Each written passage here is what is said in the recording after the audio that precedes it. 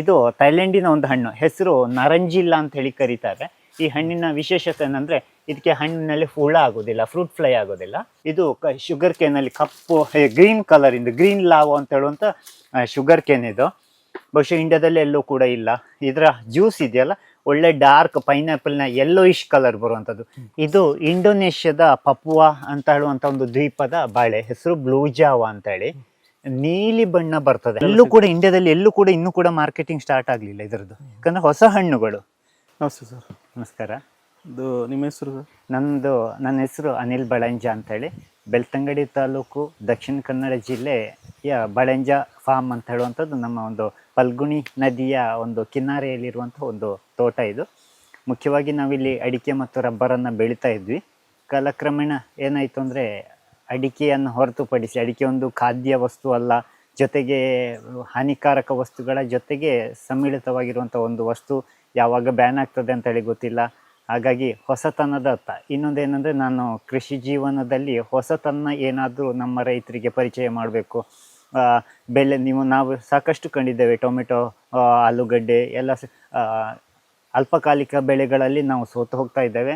ಜೊತೆಗೆ ಹೊಸ ಹಣ್ಣುಗಳನ್ನು ಬೇರೆ ಬೇರೆ ದೇಶಗಳಿಂದ ಇಂಪೋರ್ಟ್ ಮಾಡಿ ಕಾಲು ಕೆಜಿಗೆ 300-400. ಉದಾಹರಣೆಗೆ ಸ್ಟ್ರಾಬೆರಿ ಇರ್ಬೋದು, ನಮ್ಮ ದೇಶದಲ್ಲದಂಥ ಸ್ಟ್ರಾಬೆರಿಯನ್ನು ಒಂದು 100 ಗ್ರಾಮ್ಸಿನ ಪ್ಯಾಕೆಟಿಗೆ 60 ರೂಪಾಯಿ, ಅಂದರೆ = 1 ಕೆಜಿಗೆ 600 ರೂಪಾಯಿಗೆ ಮಾರಾಟ ಮಾಡಲಿಕ್ಕೆ ಆಗ್ತದೆ ಅಂತ ಹೇಳಿದರೆ, ನಾವೇ ಯಾಕೆ, ನಮ್ಮ ರೈತರು ಯಾಕೆ ಹೊಸ ಹಣ್ಣುಗಳನ್ನು ಒಂದು ಬೆಳಿಬಾರ್ದು ಅಂತ ಹೇಳುವಂಥ ಒಂದು ಉದ್ದೇಶದಲ್ಲಿ, ಜೊತೆಗೆ ನಾನು ಇದನ್ನು ಒಂದು ಕ್ರೇಜ್ ಆಗಿ ತಗೊಂಡವ, ಒಂದು ಹವ್ಯಾಸಿಯಾಗಿ ತಗೊಂಡವ, ಯಾವುದೇ ರೀತಿಯ ವ್ಯಾವಹಾರಿಕ ಉದ್ಯೋಗಕ್ಕಾಗಿ ತಗೊಂಡವಲ್ಲ. ಸುಮಾರು 1500-1700 ಜಾತಿಯ ಹಣ್ಣಿನ ಗಿಡಗಳನ್ನು ಕಳೆದ ವರ್ಷವರೆಗೆ ಬೆಳೀತಾ ಇದ್ವಿ. ಇನ್ನು ಮುಂದೆ ಎಡಿಷನಲ್ ಆಗಿ ಒಂದಷ್ಟು ಹೊಸ ತಳಿಗಳನ್ನು ತಂದಿದ್ದೇವೆ. ಎಲ್ಲ ಜಾತಿಯ ಹಣ್ಣುಗಳನ್ನು, ಇಲ್ಲಿ ಟ್ರಾಪಿಕಲ್ ಬೆಳೆಗಳು, ಉಷ್ಣವಲಯದ ಬೆಳೆಗಳನ್ನು ನಾವಿಲ್ಲಿ ಬೆಳೀತಾ ಇದ್ದೇವೆ. ಹಲಸು, ಮಾವು, ಸಪೋಟ, ಹೀಗೆ ಬೇರೆ ಬೇರೆ ಕುಟುಂಬದ, ಅನೋನೇಸಿ ಕುಟುಂಬ ಇರ್ಬೋದು, ಆರ್ಟೋಕಾರ್ಪಸ್ ಕುಟುಂಬ ಇರ್ಬೋದು, ಅನರ್ಕಡೇಸಿ ಕುಟುಂಬ ಇರ್ಬೋದು, ಈ ವಿವಿಧ ತಳಿಗಳ ಒಂದು ಸಮೂಹವಾದಂಥ ಒಂದು ಕೃಷಿ ಇದು. ಜೊತೆಗೆ ನಮ್ಮಲ್ಲಿ ಯಾವುದೇ ರೀತಿಯ ಕಮರ್ಷಿಯಲ್ ಆಗಿ ಹಣ್ಣುಗಳನ್ನು ಬೆಳೀತಾ ಇಲ್ಲ ನಾವು. ಎಲ್ಲ ಹಣ್ಣುಗಳನ್ನು ನಮ್ಮ ರೈತರಿಗೆ, ನಮ್ಮ ವಿದ್ಯಾರ್ಥಿಗಳಿಗೆ, ಜೊತೆಗೆ ನಮ್ಮ ಬಾಟ್ನಿ ಸ್ಟೂಡೆಂಟ್ಗಳಿಗೆ ಒಂದು ಅಧ್ಯಯನ ಕ್ಷೇತ್ರವಾಗಿ ನಾವು ಇದನ್ನು ಬಳಸ್ಕೊಳ್ತಾ ಇದ್ದೇವೆ. ಒಂದಷ್ಟು ಹಣ್ಣುಗಳನ್ನು ಬೇರೆ ಬೇರೆ ದೇಶಗಳಿಂದ ಇಂಪೋರ್ಟ್ ಮಾಡಿ ಇಲ್ಲಿ ಪ್ಲಾಂಟೇಶನ್ ಮಾಡುವಂಥ ವ್ಯವಸ್ಥೆಯನ್ನು ಮಾಡ್ತಾ ಇದ್ದೇವೆ. ಒಂದಷ್ಟು ಚೆರಿ ಬೆರಿಗಳನ್ನು ಇಲ್ಲಿ ಕಾಣ್ಬೋದು. ಹಲಸು, ಮಾವುಗಳು ಮಾತ್ರ ಇವಾಗ ಆಫ್ ಸೀಸನ್ ಆಗಿದ್ದ ಕಾರಣ ಕಾಣಲಿಕ್ಕೆ ಸಾಧ್ಯ ಇಲ್ಲ. ಒಂದಷ್ಟು ಹಣ್ಣುಗಳನ್ನು ನೋಡೋಣ ನಾವು. ಹೋಗೋಣ. ಇದು ಹೆಸರು ನಾರಂಜಿಲ್ಲ ಅಂತೇಳಿ, ಸೊಲಾನೇಸಿ ಕುಟುಂಬ, ಅಂದರೆ ಬದನೆಕಾಯಿ ಕ್ಯಾಪ್ಸಿಕಮ್ನ ಕುಟುಂಬದ್ದು. ಯಾಕೆ ಇಲ್ಲಿ ನಟ್ಟಿದ್ದೇವೆ ಮನೆ ಪಕ್ಕದಲ್ಲಿ ಅಂತ ಹೇಳಿದ್ರೆ, ಬಹಳಷ್ಟು ಜನರು ನಮ್ಮಲ್ಲಿ ಕೇಳೋರಿದ್ದಾರೆ, ನಮ್ಮಲ್ಲಿ ಜಾಗ ಇಲ್ಲ, ನೋಡಲಿಕ್ಕೆ ಮತ್ತು ತಿನ್ನಲಿಕ್ಕೆ ಬಂದದ್ದು ಅಂತೇಳಿ. ಖಂಡಿತವಾಗಿಯೂ ಮನಸ್ಸಿದ್ರೆ ಮಾರ್ಗ ಅಂತ ಹೇಳುವಂಥದ್ದು. ಇವುಗಳೆಲ್ಲವೂ ಕೂಡ ಟೆರಸಲ್ಲಿ ಕೂಡ ಬೆಳಿಬೋದು, ಪಾಟಲ್ಲಿ ಕೂಡ ಬೆಳಿಬಹುದಾದಂಥದ್ದು. ಒಳ್ಳೆಯ ಆರೋಗ್ಯಕ್ಕೆ ಪೂರಕವಾದಂತಹ ಹಣ್ಣು. ಇದು ಥೈಲ್ಯಾಂಡಿನ ಒಂದು ಹಣ್ಣು, ಹೆಸರು ನಾರಂಜಿಲ್ಲ ಅಂತ ಹೇಳಿ ಕರೀತಾರೆ. ಈ ಹಣ್ಣಿನ ವಿಶೇಷತೆ ಏನಂದರೆ, ಇದಕ್ಕೆ ಹಣ್ಣಿನಲ್ಲಿ ಹುಳ ಆಗೋದಿಲ್ಲ, ಫ್ರೂಟ್ ಫ್ಲೈ ಆಗೋದಿಲ್ಲ. ಹಣ್ಣುಗಳನ್ನು ಯಾವತ್ತೂ ಕೂಡ ನಾವು ನೇರವಾಗಿ ಎಳೆದ್ರೆ ಗಿಡಗಳಿಗೆ ನೋವಾಗ್ತದೆ. ಹಾಗಾಗಿ ಈ ಥರ ಟ್ವಿಸ್ಟ್ ಮಾಡಿ ತೆಗೆಯುವಂಥದ್ದು ಬೆಟರು. ಹೀಗೆ ಕಿತ್ತಾಗ ಅದರ ಗಾಯ ಆಗ್ತದೆ, ಗಿಡಗಳಿಗೆ ಕೂಡ ನೋವಾಗ್ತದೆ. ಇನ್ನೊಂದೇನೆಂದರೆ, ಈ ಹಣ್ಣನ್ನು ಹುಳ ಆಗೋದಿಲ್ಲ, ಫ್ರೂಟ್ ಫ್ಲೈ ಆಗೋದಿಲ್ಲ. ಒಂದು ರೀತಿಯ ಯಾವುದೇ ರೀತಿಯ ವಿಷ ಇಲ್ಲದೆ ಬೆಳಿಬೋದು. ಯಾಕಂತ ಹೇಳಿದ್ರೆ ನೋಡಿ, ಹೊರಗಡೆ ತುಂಬ ರೋಮಗಳಿರ್ತದೆ ಇದರಲ್ಲಿ. ನಾವು ಅಂದರೆ ಚುಚ್ಕೊಳ್ಳೋದಿಲ್ಲ, ಮುಳ್ಳಿನಾಗಿರ್ತದೆ, ಸಾಫ್ಟ್ ಆದಂಥ ರೋಮಗಳು. ಇದರಲ್ಲಿ ಫ್ರೂಟ್ ಫ್ಲೈ ಅಂದರೆ ಹಣ್ಣು ಹೂಜಿನೋಣ ಅಂತೇಳಿ ಕರಿತೇವೆ ನಾವು. ಅದಕ್ಕೆ ಚುಚ್ಚಿ ಮೊಟ್ಟೆ ಇಡಲಿಕ್ಕೆ ಆಗೋದಿಲ್ಲ.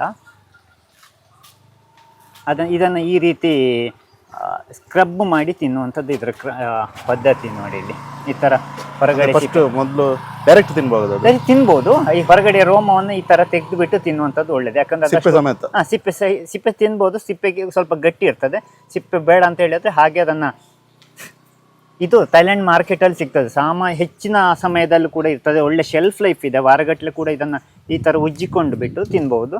ಎಂತ ಗಟ್ಟಿ ಇರ್ತದೆ. ಇಲ್ಲಿ ನೋಡಿ, ಈ ಥರ ಕಟ್ ಮಾಡ್ತೇನೆ ನಾನು. ಟೊಮೆಟೊ ಥರ ಇದೆ. ಸೊಲಾನೇಸಿ ಕುಟುಂಬ ಅಂದರೆ ಟೊಮೆಟೊ ಫ್ಯಾಮಿಲಿನೇ. ಈ ಬದನೆ, ಕ್ಯಾಪ್ಸಿಕಮ್ ಎಲ್ಲ ಇರುತ್ತಲ್ಲ, ಅದೆಲ್ಲವೂ ಕೂಡ ಸೊಲಾನೇಸಿ ಕುಟುಂಬದ್ದು. ಈ ಥರ ಸಣ್ಣ ಸಣ್ಣ ಬೀಜ ಇರ್ತದೆ. ಈ ಥರ ಇದನ್ನು ಕಟ್ ಮಾಡಿ ತಿನ್ಬೋದು. ಥೈಲ್ಯಾಂಡ್ನಲ್ಲಿ 1 kg 200 ಬಾತ್, ಅಂದರೆ 1 ಬಾತ್ = 3 ರೂಪಾಯಿ ಚಿಲ್ಲರೆ ಆಗ್ತದೆ. 600 ರೂಪಾಯಿ ಆಯಿತು 1 kgಗೆ. ಅಂದರೆ ಸುಲಭದಲ್ಲಿ ಈಸಿಲಿ ಬೆಳಿಬೋದು. ಹುಳಿ ಸಿಹಿ ಮಿಕ್ಸ್ ಆಗಿರ್ತದೆ ಹಣ್ಣು. 1 ವಾರ ಕೂಡ ನೀವು ಹಾಗೆ ಇಟ್ಕೊಳ್ಬೋದು, ಏನಾಗೋದಿಲ್ಲ. ಅದು ಟೇಸ್ಟ್ ನಮ್ದು ಪುಟ್ಲ ಅಂತೇಳಿ ಕರಿತೇವಲ್ಲ ಇಂಗ್ಲಿಷ್ ನಲ್ಲಿ ಕೇಪ್ ಗೂಸ್ಬೆರಿ, ಅದು ಕೂಡ ಸೊಲನೇಸಿ ಕುಟುಂಬ, ಸೇಮ್ ಅದೇ ತರ ಅದೇ ಫ್ಯಾಮಿಲಿ ಇದೆ ಹಣ್ಣಾದ ಕಾರಣ ಅದೇ ತರ ಇರ್ತದೆ. ಇನ್ನೊಂದು ಈ ತರ ಚಿಕ್ಕ ಪುಟ್ಟ ಹಣ್ಣುಗಳಲ್ಲಿ ಮೆಡಿಸಿನಲ್ ಐಟಮ್ಗಳು ಹೆಚ್ಚಿರ್ತದೆ, ಪ್ರೋಟೀನ್ಸು ಮತ್ತೆ ವಿಟಮಿನ್ಸು ಇಂಥವುಗಳೆಲ್ಲ ಹೆಚ್ಚು ಸಿಗ್ತದೆ. ಜೊತೆಗೆ ಬಹಳ ಸುಲಭವಾಗಿ ಬೆಳಿಬಹುದು, ಯಾವ ಆರೈಕೆಯೂ ಬೇಡ, ಯಾವ ವಿಷಯದ ಅವಶ್ಯಕತೆ ಕೂಡ ಇರೋದಿಲ್ಲ. ಒಳ್ಳೆ ಸಾಫ್ಟ್ ಹಣ್ಣು, ಒಳಗಡೆ ಸಾಫ್ಟ್ ಇರ್ತದೆ, ಹೊರಗಡೆ ಗಟ್ಟಿ ಇರ್ತದೆ, ಫ್ರೂಟ್ ಫ್ಲೈ ಏನು ತೊಂದರೆ ಆಗೋದಿಲ್ಲ, ಒಳ್ಳೆ ರೀತಿಯ ಒಂದು ಬೆಳಿಬಹುದಂತ ಹಣ್ಣು. ಇದೆಲ್ಲ ಥೈಲ್ಯಾಂಡಿಂದ ತಕೊಂಡು ಬಂದದ್ದು. ಈ ರೀತಿ ನಾವು ಇದನ್ನು ಹೊರಗಡೆಯಿಂದ ತರುವಾಗ ಇಂಪೋರ್ಟ್ ಲೈಸೆನ್ಸನ್ನು ಜೊತೆಗೆ ಫೈಟೋ ಸ್ಯಾನಿಟರಿ ಅಂತ ಹೇಳಿ ಸರ್ಟಿಫಿಕೇಶನ್ ಮಾಡ್ತೇವೆ. ಸುಮಾರು ಜಾತಿಯ ಕಬ್ಬಿನ ತಳಿಗಳು, ಬೇರೆ ಬೇರೆ ರೀತಿಯ ಕಬ್ಬುಗಳಿದು ನೀವು ಇಲ್ಲಿ ನೋಡ್ಬೋದು. ಅದರ ಹೆಸರನ್ನು ನಾನು ಪ್ರತಿಯೊಂದು ಗಿಡದಲ್ಲೂ ಕೂಡ ನಾವು ಈ ರೀತಿ ಟ್ಯಾಗ್ ಮಾಡಿರ್ತೇವೆ. ಗಿಡವನ್ನು ಹಾಕುವಾಗ ಅಥವಾ ಬೀಜವನ್ನು ಹಾಕುವಾಗ ನೋಡಿ, ಇಲ್ಲಿ ಬೀಜಗಳನ್ನು ಹಾಕುವಾಗಲೂ ಕೂಡ ಈ ಥರ ಮಾಡ್ತೇವೆ. ಸ್ಟೆರಿಲೈಸ್ಡ್ ಇದು ಸ್ಯಾಂಡಲ್ಲಿ ಇದನ್ನು ಹಾಕ್ತೇವೆ ನಾವು. ಡೇಟು ಕೂಡ ಹಾಕಿರ್ತೇವೆ. ಪ್ರತಿಯೊಂದು ಕೂಡ ಡಾಕ್ಯುಮೆಂಟ್ರಿಯಾಗಿ ನಾವು ಇಟ್ಕೊಳ್ತೇವೆ. ಯಾವಾಗ ತಂದಿದ್ದೇವೆ, ಯಾವಾಗ ಜರ್ಮಿನೇಷನ್ ಆಗಿದೆ, ಯಾವಾಗ ಗಿಡ ಆಗಿದೆ ಅಂತ ಹೇಳುವಂಥದ್ದನ್ನು ನಾವು ಲಿಸ್ಟಲ್ಲಿ ಇಟ್ಕೊಳ್ತೇವೆ. ಇದು ಶುಗರ್ ಕೇನಲ್ಲಿ ಕಪ್ಪು ಗ್ರೀನ್ ಕಲರಿಂದ, ಗ್ರೀನ್ ಲಾವೋ ಅಂತ ಹೇಳುವಂಥ ಶುಗರ್ ಕೇನ್ ಇದು. ಬಹುಶಃ ಇಂಡಿಯಾದಲ್ಲಿ ಎಲ್ಲೂ ಕೂಡ ಇಲ್ಲ. ಇದರ ಜ್ಯೂಸ್ ಇದೆಯಲ್ಲ, ಒಳ್ಳೆ ಡಾರ್ಕ್ ಪೈನಾಪಲ್ನ ಯೆಲ್ಲೋಯಿಶ್ ಕಲರ್ ಬರುವಂಥದ್ದು. ನಮ್ಮ ಶುಗರ್ ಕೇನ್ ಜ್ಯೂಸ್ಗಳೆಲ್ಲ ಗ್ರೀನಿಶ್ ಬ್ಲ್ಯಾಕ್ ಬರುವಂಥದ್ದು. ಇದು ಫಿಗ್ಗಲ್ಲಿ ಬೇರೆ ಬೇರೆ ವೆರೈಟೀಸು. ಇದು ಕೂಡ ಹಾಗೆ ಚಿಂಗ್ ಡ್ಯಾಂಗ್ ಅಂತ ಹೇಳುವಂಥ ಫಿಗ್. ಇದು ವಾಟರ್ ಆ್ಯಪಲ್ಸ್ಗಳು ಬೇರೆ ಬೇರೆ.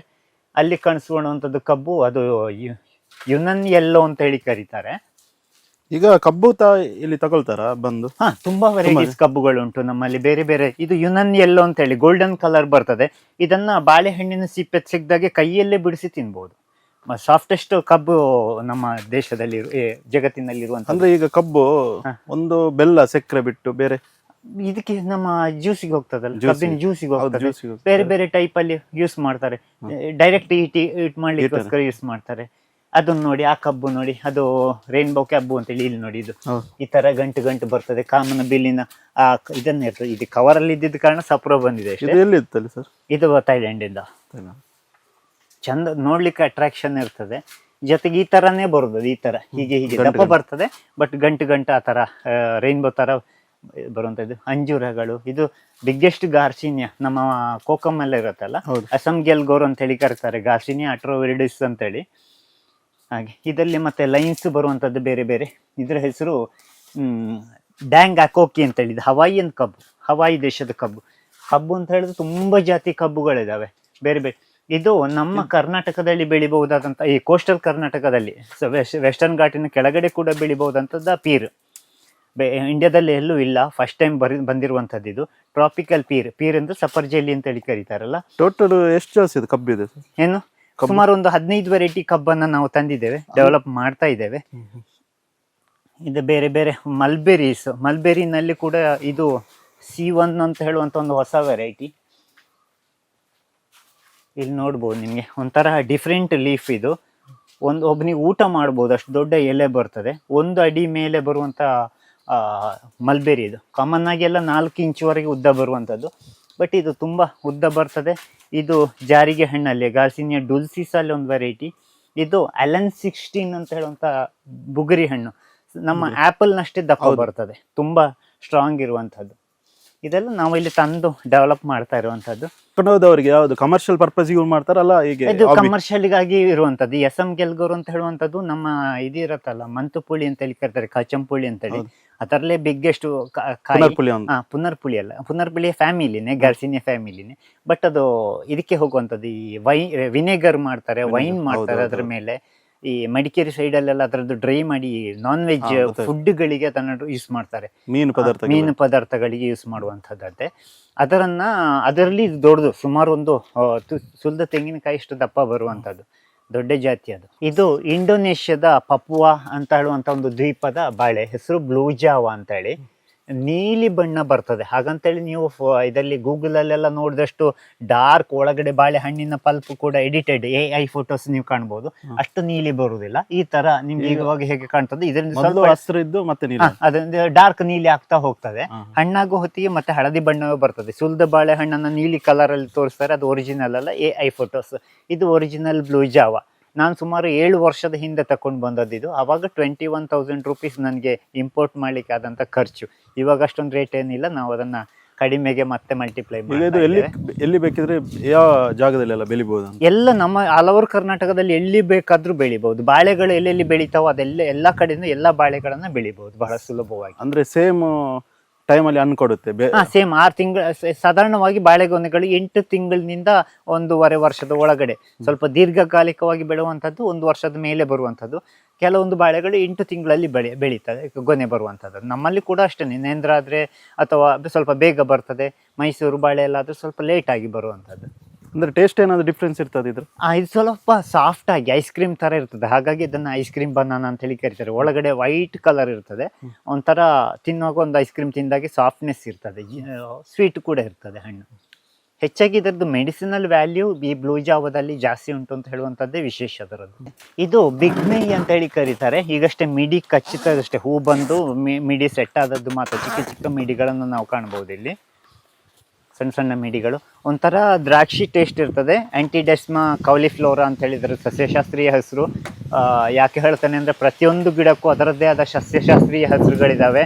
ಯಾಕಂದರೆ ನಾವು ಗ್ರಾಫ್ಟ್ ಮಾಡಬೇಕಿದ್ರೆ ಅಥವಾ ಗಿಡಗಳನ್ನು ಮಲ್ಟಿಪ್ಲೈ ಮಾಡಬೇಕಿದ್ರೆ ಅದು ಯಾವಾಗ ಹಣ್ಣು ಬರ್ತದೆ ಅಂತ ಹೇಳುವಂಥದ್ದನ್ನು ನಾವು ಪಕ್ಕವಾಗಿ ಯಾವ ವೆದರ್ನಲ್ಲಿ ಬೆಳೀತದೆ, ಎಲ್ಲಿ ಸಮಸ್ಯೆ ಬರ್ತದೆ ಅದು ನೋಡಬೇಕಿದ್ರೆ ನಮಗೆ ಕುಟುಂಬ ಫ್ಯಾಮಿಲಿ ಬೇಕಾಗ್ತದೆ, ಸಸ್ಯಶಾಸ್ತ್ರೀಯ ಹೆಸರು ಬೇಕಾಗ್ತದೆ, ಕಾಮನ್ ಹೆಸರು ಬೇಕಾಗ್ತದೆ, ಲೋಕಲ್ ಹೆಸರು ಅಂತಲೇ ಇರ್ತದೆ.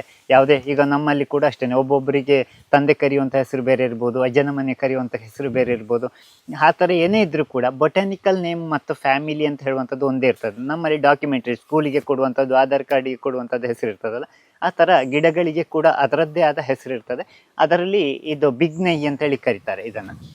ದ್ರಾಕ್ಷಿ ಥರ ಹಣ್ಣಾದಾಗ ಕಪ್ಪು ಬಣ್ಣ ಬರ್ತದೆ, ಕಾಯಿ ಬೆಳೆದು ಹಣ್ಣಾಗುವ ಹೊತ್ತಿಗೆ ರೆಡ್ ಕಲರಲ್ಲಿ ಇರ್ತದೆ. ಗೊಂಚಲಾಗಿ ಈ ಥರ ಮೆಣಸು ಬರ್ತದಲ್ಲ, ಪೆಪ್ಪರ್, ಹೌದು, ಆ ಥರ ಬರುವಂಥದ್ದು ಇದರ ಹಣ್ಣಿನ ವಿಶೇಷತೆ. ಇದು ಈಗಷ್ಟೇ ಕಾಯಿ ಬರ್ತಾ ಇದೆ, ಇಷ್ಟು ಇನ್ನು ಹಣ್ಣು ಆಗಬೇಕು. ಇದು ಐಸ್ ಕ್ರೀಮ್ ಬೀನ್ಸ್ ಅಂತೇಳಿ ಕರೀತಾರೆ ಇದನ್ನು. ನುಗ್ಗೆಕಾಯಿ ಥರ ಕೋಡು ಬರುವಂಥದ್ದು ಈ ಥರ. ಆ್ಯಕ್ಚುಲಿ ಈ ವರ್ಷ ಮಳೆ ಲೇಟ್ ಆಗಿದ್ದ ಕಾರಣ ಇದು ಸ್ವಲ್ಪ ಪಾಲಿನೇಷನ್ ಸಮಸ್ಯೆ ಆಗಿ ಒಂದು ಮರ ಅಂತ ಹೇಳಿದ್ರೆ ಸುಮಾರು ನಿಮಗೆ 200-250 kg ಹಣ್ಣು ಬರ್ತದೆ, 4-5 ಬುಟ್ಟಿಯಷ್ಟು ಹಣ್ಣು ಬರ್ತದೆ. ವಿಶೇಷ ಸರಿಯಾಗಿ ಹಣ್ಣಾದಾಗ ಈ ಹಳದಿ ಉಂಟಲ್ಲ, ಡಾರ್ಕ್ ಹಳದಿ ಇಲ್ಲಿಂದ ಇಲ್ಲಿಗೆ ಬರ್ತದೆ ಈ ಥರ. ಸರಿ ಇನ್ನೂ ಮೆಚೂರ್ ಆಗಲಿಲ್ಲ. ಬಟ್ ಇದರ ಇದು ಬ್ರೆಜಿಲಿಯನ್ ಹಣ್ಣು, ಇಂಗಾ ಎಡೋಲಿಸ್ ಅಂತೇಳಿ ಕರೀತಾರೆ ಇದರ ಬೊಟಾನಿಕಲ್ ನೇಮು. ಹಣ್ಣಾದ್ರೆ ಬಹಳ ಬೇಗ ಬಿಡಿಸ್ಲಿಕ್ಕೆ ಬರ್ತದೆ. ಅಂದ್ರೆ ಮಾರ್ಕೆಟಲ್ಲಿ ಇದು ಎಲ್ಲೂ ಕೂಡ ಇಂಡಿಯಾದಲ್ಲಿ ಎಲ್ಲೂ ಕೂಡ ಇನ್ನೂ ಕೂಡ ಮಾರ್ಕೆಟಿಂಗ್ ಸ್ಟಾರ್ಟ್ ಆಗಲಿಲ್ಲ ಇದರದ್ದು. ಯಾಕಂದರೆ ಹೊಸ ಹಣ್ಣುಗಳು ಈ ಥರ ಇರ್ತದೆ. ಒಳಗಡೆ ನೋಡಿ, ಇದು ಹಣ್ಣಾದಾಗ ಪಲ್ಪ್ ದಪ್ಪ ಬರ್ತದೆ, ಇದು ಇನ್ನೂ ಹಣ್ಣಾಗಲಿಲ್ಲ.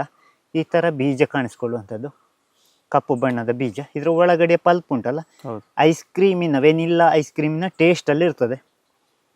ಸರಿಯಾದ ಪಲ್ಪ್ ಅಂತ ಹೇಳಿ ಅಲ್ಲ, ಒಂಥರ ಕ್ಯಾಂಡಿ ಥರ ಇರ್ತದೆ. ಐಸ್ ಕ್ರೀಮನ್ನು ನೋಡುವಾಗ ಯಾವ ರೀತಿ ಅನ್ನಿಸ್ತದ ನಮಗೆ, ಆ ಥರ ಫನ್ ಆಗಿರುವಂಥದ್ದು. ನೋಡಿ ಇಲ್ಲಿ ಸ್ವೀಟ್ ಇರುತ್ತೆ, ತುಂಬ ಸ್ವೀಟ್ ಇರ್ತದೆ. ಇಷ್ಟಲ್ಲ, ಇನ್ನೂ ಸ್ವೀಟ್ ಇರ್ತದೆ. ಯಾಕಂದರೆ ಈಗ ಮುಟ್ಟುವಾಗಲೇ ಅದು ಜ್ಯೂಸಿಯಾಗಿ ಬರಬೇಕು ಹಣ್ಣು ಆಗುವಾಗ. ಈ ಥರ ನೀವು ಅದನ್ನು ಬಿಡಿಸ್ಕೊಂಡ್ರೆ ಬೀಜವನ್ನು ಸುಲಭದಲ್ಲಿ ಹೀಗೆ ಬಿಡಿಸ್ಲಿಕ್ಕೆ ಆಗ್ತದೆ. ಹೀಗೆ ಬಿಡಿಸಿ ಇದು ತಿಂದರೆ, ಇದು ಇನ್ನೊಂದೆಂತ ಅಂದರೆ ಈ ಹಣ್ಣಿನ ಪಲ್ಪನ್ನು ಈ ಥರ ತೆಗೆದು ಬಿಟ್ಟು ನೀವು ಸ್ವಲ್ಪ ಸಕ್ಕರೆ ಹಾಕಿ ಬಿಸಿಲಲ್ಲಿ ಇಟ್ಟರೆ ಅದು ಫುಲ್ಲು ಡೈಲ್ಯೂಟ್ ಆಗಿ ನಿಮಗೆ ಆ ಜ್ಯೂಸ್ ಉಂಟಲ್ಲ, ಜ್ಯೂಸನ್ನು ಒಂದು 2-3 ದಿವಸ ಇಟ್ಟರೆ ಪಕ್ಕ ಈ ಮುಜಂಟಿ ಜೇನು ಮತ್ತು ಇದನ್ನು ವ್ಯತ್ಯಾಸ ಯಾವುದು ಅಂತ ಗೊತ್ತಾಗೋದಿಲ್ಲ. ಆ ಥರ ನಿಮಗೆ ದೋಸೆಗೆ, ಜ್ಯೂಸಿಗೆ, ಜಾಮಿಗೆ ಎಲ್ಲದಕ್ಕೂ ಯೂಸ್ ಮಾಡ್ಲಿಕ್ಕೆ ಆಗ್ತದೆ. ಜೊತೆಗೆ ಒಳ್ಳೆ ಟೇಸ್ಟ್ ಇರುವಂಥದ್ದು, ಒಳ್ಳೆ ಸ್ವೀಟ್ನೆಸ್, ಕ್ಯಾಂಡಿ ಥರ ಇರ್ತದೆ ಇದರ ಹಣ್ಣಿನ ಟೇಸ್ಟ್. ಐಸ್ ಕ್ರೀಮ್ ಬೀನ್ಸ್ ಅಂತಲೇ ಹೆಸರು. ಐಸ್ ಕ್ರೀಮಿನ ಹಾಗಿದ್ದಾಗ ಒಂದು ರೀತಿಯ ರೇಷ್ಮೆ ಹುಳದ ಮೊಟ್ಟೆ ಇದ್ದಾಗ ಹೀಗೆ ಇರ್ತದೆ ನೋಡಿ. ಈಗ ನೋಡಿ ಬಹಳ ಬೇಗ, ಇದು 3 ವರ್ಷದಲ್ಲೇ ಬರ್ತದೆ. 3 ವರ್ಷ ಬಹಳ ಬೇಗ ಬೆಳೆಯುವಂಥದ್ದು. ಜೊತೆಗೆ ನೆರಳಿಗೆ ಕೂಡ ನೆಡ್ಲಿಕ್ಕೆ ಆಗ್ತದೆ. ಹಣ್ಣು ನುಗ್ಗೆಕಾಯಿ ಹಾಗೆ ಫುಲ್ಲು ಗೊನೆ ಇದು ಕೋಡು ಬರ್ತದೆ. ಇದು ನೋಡ್ಲಿಕ್ಕೆ ಮೇ ಫ್ಲವರ್ ಮರದಲ್ಲೆಲ್ಲ ಬಂದಾಗೆ, ಈ ಕೊಂದೆ ಮರ ಅಂತ ಹೇಳಿ ಕರೀತಾರಲ್ಲ, ಹಳದಿ ಬಣ್ಣದ ಹೂ ರೋಡ್ ಸೈಡ್ ಅಲ್ಲೆಲ್ಲ, ಅದರ ಸ್ಟಿಕ್ ತರ ಐಸ್ ಕ್ರೀಮ್ ತರ ಒಳ್ಳೆಲ್ಲ ಉಂಟು ನೋಡಿ. ತಿಂತದೆ ಇದು. ತಿಂತದೆ. ಅಳಿಲು ಮೇಯ್ನ್ ಆಗಿ ಅಳಿಲು.